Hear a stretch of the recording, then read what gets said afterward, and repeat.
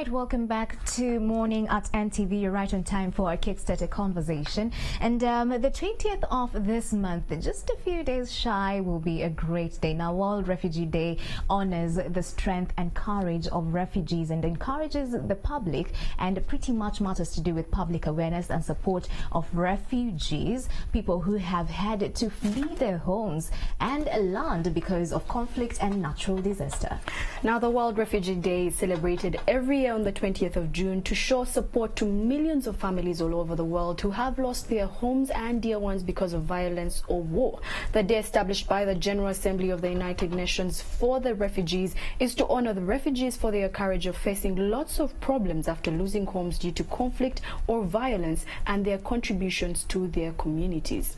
Now, this year's World Refugee Day celebrations, to be held in Bidi Bidi Settlement, Yumbe District, tomorrow are underway. Now, we have one of the stakeholders, and we're going to be getting into that. And pretty much the theme this year is "Take a Step" #with refugees, protect the environment. And the press, actually, it will be presided over by the Minister for Refugees and Disaster Preparedness, Mr. Hilary Onenek. Now, as we prepare for tomorrow's event, Rita, Celebrations Windle International is partnering with the government and other refugee agencies to advocate for the needs and rights of refugees across the country. The organization is using the entire week, yes, the week of celebrations, to create awareness on the plight of refugees, especially in the area of education, and inform the masses. This is why we're having the conversation with you who's watching, to play a part in addressing the existing gaps. With us this morning, we are joined by Mr. Methisala Kasukali, who is the director. He is the Director, Institutional Development and Quality Assurance. Welcome to Morning at NTV. Thank you. Now, to start off this conversation, you're doing great work in a country where we have the largest number, we're the largest host of refugees. And we'll just first start for a person who has never heard of Windle. Yeah, Windle. What does it do? Good morning. good morning. Good morning, viewers. Windle International is an international organization that here in Uganda, we are partnering with UNHCR and the government of Uganda to provide education to refugees across the country. We are in 12 settlements where we provide education, and education both software and hardware. Hardware, we are looking at issues of infrastructure, issues of furniture, issues of scholastic materials, instructional materials, things to do with education. Software, we are looking at providing the human resource, that is teachers. Correct. Monitoring, ensuring quality of education, ensuring the efficiency ratios of education are well provided to the learner. Windle International Uganda is a family of a number of other windows globally. Our headquarters are in Oxford in the UK. We have our sister organization Windle, which also partners with UNHCR in Kenya. We have our partner, our sister Windle in South Sudan. We have in Sudan, and a number of other countries. We are basically in Africa to provide education. You are focusing on a critical aspect in any country, and we're talking about education. And it's been a conversation this year, Rita. I don't remember any month that we've not had a conversation to do with education, especially now that there have been proposals to completely overhaul the education system. So just for the sake of the viewers to understand, you having that keen focus with regards to the refugee camps, providing education, you are in the docket of quality assurance. Oh, sure. What are the milestones you've been able to achieve as Windle to ensure that, fine, there's a lot of push and pull in the sector as a whole, even parents and students are concerned, but for you as Windle International, what have you been able to achieve in terms of milestones that you've been able to realize? Touch on quality. Oh, thank you. First, before we go to the key milestones, we agree with the government of Uganda and with the UN that education is the tool that you can use to change the face of the world. Correct. Look at this refugee who comes to Uganda, spends here 3 years, 4 years, and sometimes it's protracted. because the average number is over 20 years now. When you don't tackle education, then you can lose a whole generation of citizens. Correct. So the approach of Uganda, even in developing the national development plan to ensure that refugees are streamed in the national development plan, the whole essence is to ensure that you build the capacity of this human being to be productive while here in the country, and when they repatriate, at the time of repatriation, whenever there is conducive environment, they are able to be useful after there. But you could provide peace, health, food security and others, but you will have a human being. Correct. Who will go back, and all will be lost even when they are back. So we try to utilize this opportunity that the capacity of these people is well built, so that they sustain themselves here, and not only here, but even the time that they go back. Now, going to your question of the key milestones, I can try to draw back to the time around 2013, when the emergency started with South Sudanese in Adjumani, Arua, and then later Moyo, Yumbe, Lamo, and other areas. In the area of education, I can say Window has constructed, together with UNHCR and the government of Uganda, because we work together. There are other partners, but particularly I will talk about Window International Uganda, Office of the Prime Minister, and UNHCR. More than 15,000 classrooms built in different schools in the settlements that I have talked about. We are talking of more than 35,000 desks that have been supplied in the different schools and this in is the across country. the 13 refugee camps? Yes, Do you have yes, a footprint across the 13 refugee camps? Yes, particularly I'm talking of the 12. Okay. That is Yumbe, Moyo, Lamo, Adjumani, Nachivale, Chaka, Rwamanja, Oruchinga, Changwali, Chiriandongo, Rhino Camp, and Ivepi. Okay. Those are the 12. All right. So that is the ones that I'm focusing in, especially since the emergency of the South Sudanese in 2013 started. We are talking of more than 130 teacher accommodation units, and this is one of the areas that has still a very big gap. Teacher accommodation. We are talking of more of close to 25,000 drainable latrines that have been constructed. All this is done by UNHCR, government of Uganda, in partnership with Window International. But that doesn't mean that that is all that has been done among these refugee settlements. There are other actors who have also provided a number of these in these same settlements. Now you mentioned the teacher accommodation as being one of the gaps. What other gaps are there when it comes to education for the refugees? Yeah, whenever we are talking about education and looking at the gaps, we talk in terms of efficiency ratios, talking of quality. Pupil to teacher ratio. The ideal is one teacher to 53 learners. Correct. Right now, we are talking of over 100 learners per teacher. Oh. So that's still a gap. That's still a gap. But still, you have to appreciate that a number of stakeholders have played a very big part. Otherwise, it could be even 3 times or even 4 times. We have had a number of approaches, like the double shift school system, where you have a number of classes attending the morning shift, another one attending the afternoon shift. To that one reduces the ratio by half. Of course, it comes with other costs involved. Then that is the pupil to teacher ratio. There is desk to pupil ratio. The standard, according to Ministry of Education, is 1 to 3. We are talking right now of double. 1 to 6. Yes. So that is still a gap. Yes. But all still appreciating that even what has been done, it would have been even double what it is now. Still talking about efficiency ratios, because we are talking of quality. Pupil to latrine ratio. Yes. It is supposed to be 1 to 45 for boys, 1 to 35 for girls. There we are doing not so badly, because the ratios are around below 1 to 55. That's not so bad off. So those are some of the quality efficiency ratios that you look at in terms of access.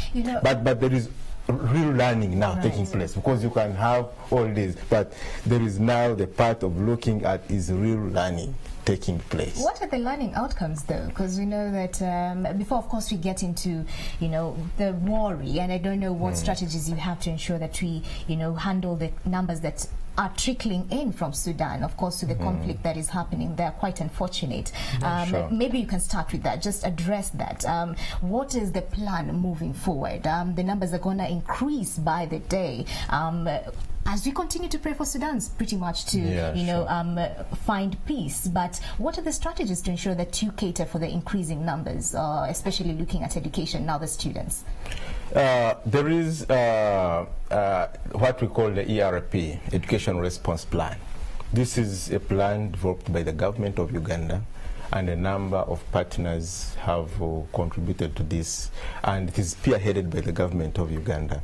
It was launched here in Uganda, and it was launched by the Minister of Education, the First Lady, Honorable Janet Museveni. In this plan, there is what we call the contingency planning. You project, we are likely to receive this by this year, we are likely to receive. So there is that contingency planning where you project that we are likely to, and I'm really happy with the government of Uganda that they have not gone wrong on the projections. We have actually always been ahead of events as they happen. So we follow the education response plan with its projections, and we are able not to be overwhelmed at any one moment in time. By end of May, Rita, 2018, the numbers stood at 1.2 million? 1.27 million refugees. Yes. What are the numbers? What are you, pretty much expecting to the number to go to, of course, to the current situation in Sudan? Yeah, I think when it comes to the real data, the most competent to answer that question is Office of the Prime Minister, because they are the custodian of this information, and when it comes to projections and others, I think they reserve that. Yeah, so I may not be the most competent person to answer the question of what we are projecting in the next month and the like, until they have communicated that to Window. Now, taking a look at the cost of education, the scholarships that are given. All right. Does every refugee get it? How do they get into the system as well? And now talking about scholarships, it is overwhelming. It is overwhelming because right now we are talking of only 1% of those that are supposed to be in university and other tertiary institutions able to access. Because 1%. Yes, because it is overwhelming. The demand is overwhelming. Actually, as I speak now, our colleagues are in Berlin for the same discussion with DAFI, because the government of Germany, through that program called DAFI, is the biggest supporter of scholarship, university access to education through UNHCR. And they are having a conference looking at the other 99%. Yes.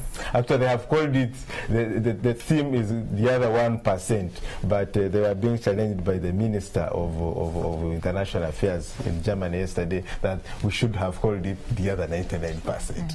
Yeah, so it's a very big burden. I don't know whether burden is the right word, but because every year we receive close to 2,000 applications of those who want to have scholarships.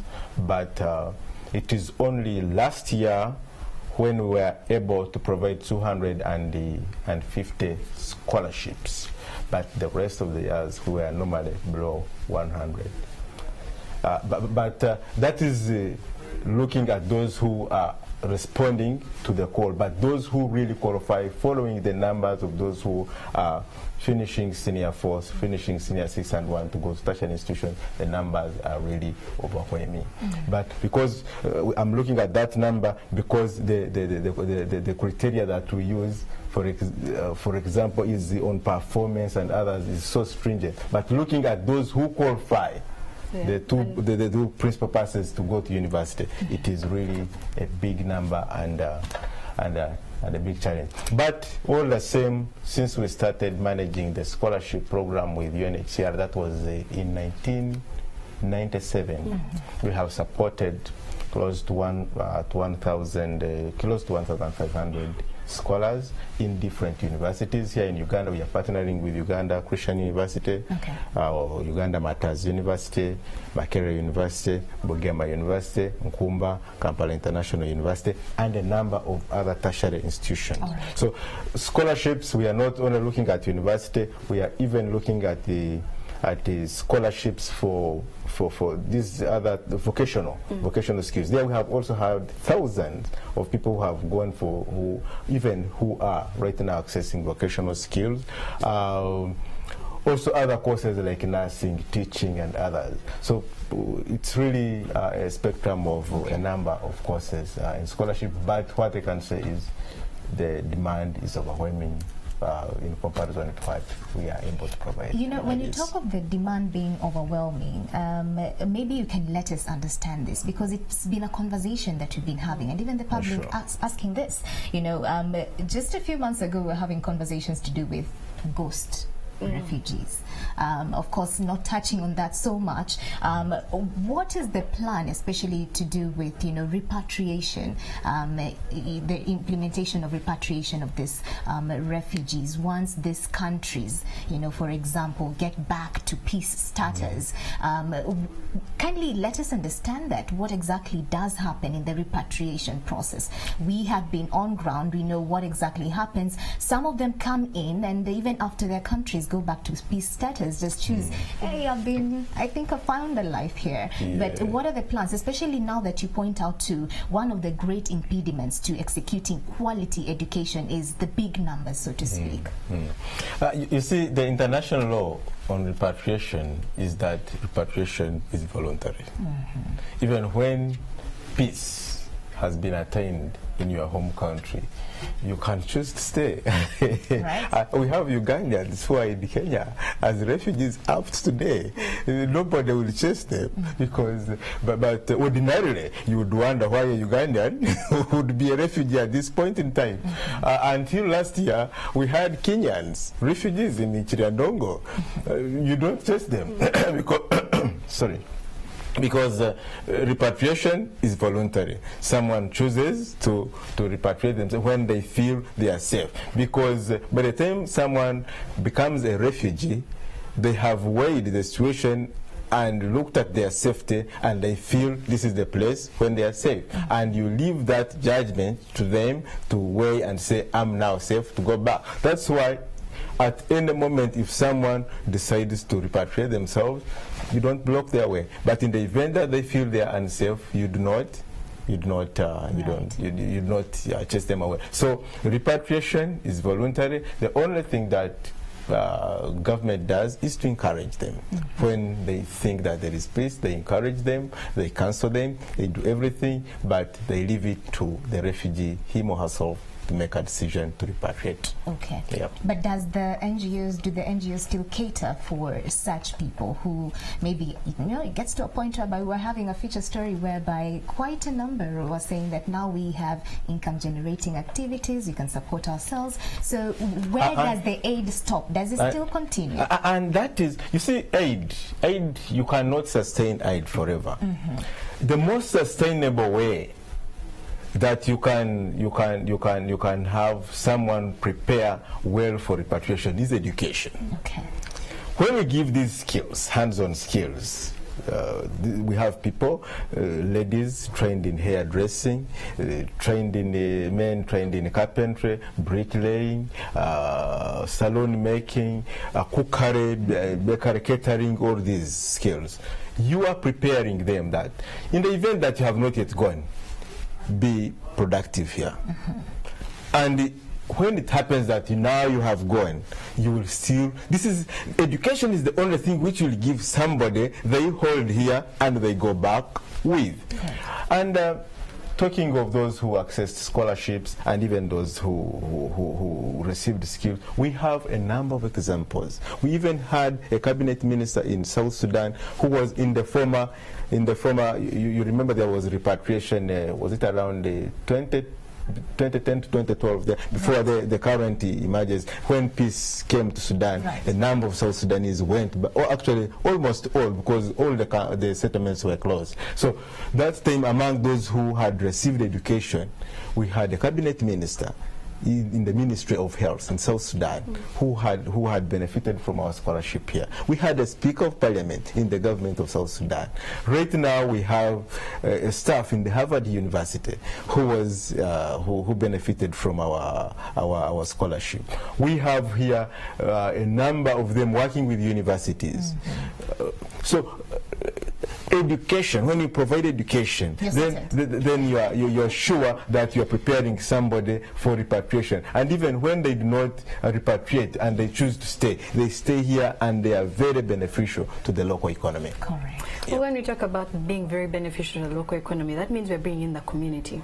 All right. And when it comes to absorption of the refugees and saying, you know what, they have been a part of us, because Wendell can't do it alone. Oh, true. Each and every one of us saying we're going to support them if they start up maybe a business and not look at them a different way. So how has the community been a part of this in the different 12 camps? The community, the way government has done it is the excellent way, because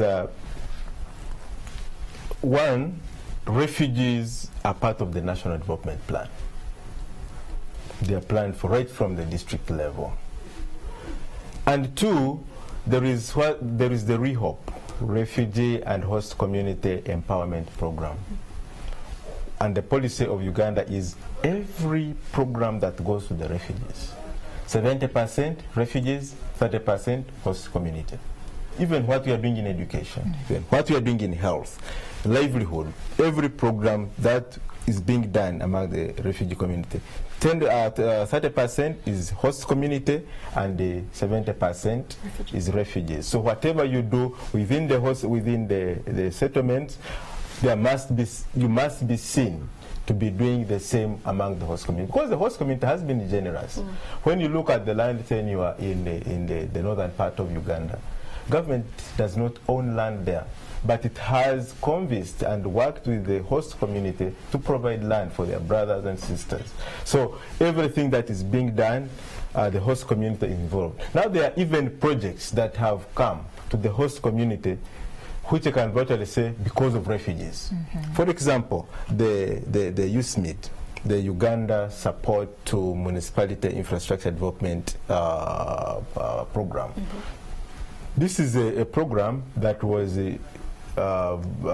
ordinarily meant for municipalities in Uganda, but now they have extended it to all refugee hosting districts.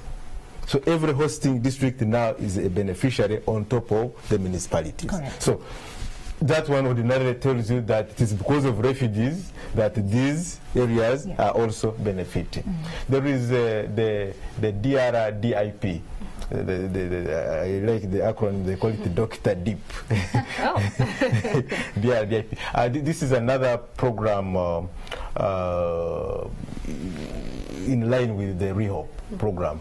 DRDP is a development program for displacement project. So that one is looking at improving the social social amenities among the host community. So all these are coming because of refugees. Correct. So and the purpose is to ensure that these people who have been generous to host the the refugees. When we are talking of these scholarships, we are talking of the desks, we are talking of health facilities, we are talking of all these things. Let the hosts not feel, I wish I was a refugee. Correct. They also need to benefit. Yes, so they need to be benefiting, because when you make people to feel, because that had started happening, where people, especially in northern Uganda, where people speak similar language. You find there is an Acholi of South Sudan and an Acholi of Uganda, there is a Madi of South Sudan, the Kakwa of those kind of... so people were masquerading to make themselves refugees so that they benefit. But when you have programs like this, then someone has no reason.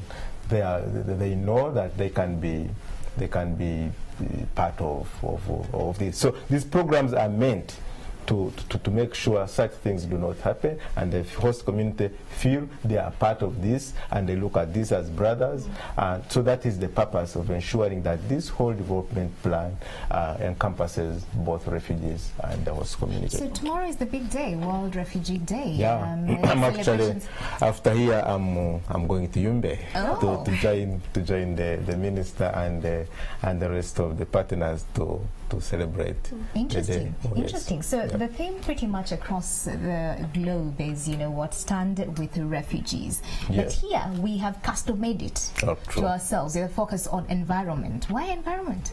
Yeah, why environment? A very big question. I like one government official whom I cannot remember his name now. We were in a workshop about 5 years back, actually 7 years back, and he said, we tried to compute the money value of the amount of environment that we distract. And I'm quoting him now, and we tried to like attach a figure per tree, and then looked at the number of trees and the number of vegetation cover that is distracted in this whole process. And when we tried to calculate, the figure failed to fit on the calculator. Oh, really? Wow. Wow. So, meaning you cannot value it in terms of money. The best you can do is be conscious. Because when refugees come, I was in Yumbe when refugees were arriving in Yumbe. We would be taken to bushes. They apportion you a bush, that is where your school will go. Portion you. You look at the trees, you look at the vegetation cover and everything. That has to come down for you to create a school. So it is important that as you cut down this to develop this infrastructure, you should be conscious that after this, what next? Right. Plant a tree somewhere. Ensure that development is without destruction. And of course, not only at the point of construction, but even as refugees live. These refugees do not have electricity. They use firewood. Correct. So these millions that we're talking about, 1.27, you imagine just 2 pieces of stick per person per day. What do you call that? So it takes being very conscious, ensuring that as you cook, there are some energy-saving modalities that you can employ. So what exactly will you be doing tomorrow to ensure that you drive this message home? Because it's one thing to have a theme, it's another thing to see that theme, being implemented, so to speak. I think throughout the celebrations, this will be one of the key, the most talked about issues, such that you create this awareness. Not that we are doing it for today, but officially and publicly you declare to the refugees to create more awareness, such that everyone, as you think of cooking, as you walk around, as you litter around, know that the environment is our friend and we ought to keep it such that we live here today, tomorrow, for ourselves and for the generations to come. Okay. Yeah. Will there be any tree planting? Yes, definitely. The good enough, the rainy season has not yet ended. It is still cold in the north. I'm so sure. And this is not only in Bidibidi, but this day is observed in all settlements. settlement, but the national celebrations are in Bidbidi. So I'm sure this is something that has been organized in every settlement to make sure that there is a planting of trees in a number of places where the day will be celebrated. Okay. Yeah. Well, that's the conversation tomorrow. You now know that you can take a step with refugees and protect the environment. Wendell has been making and taking steps with the refugees when it comes to education, and I believe if you can educate them on that bit, when we come to talking about the environment, it's quite clear as well, because it has been highlighted everywhere. Well, we have been joined by Mr. I'm going to say this very carefully. Mr. Kasukali Mesala, thank you so much for joining us on Morning at NTV. He is the Director, Institutional Development and Quality Assurance. That has been our conversation this morning on Kickstarter. Morning at NTV is taking a short break, but we'll be right back. Thank you.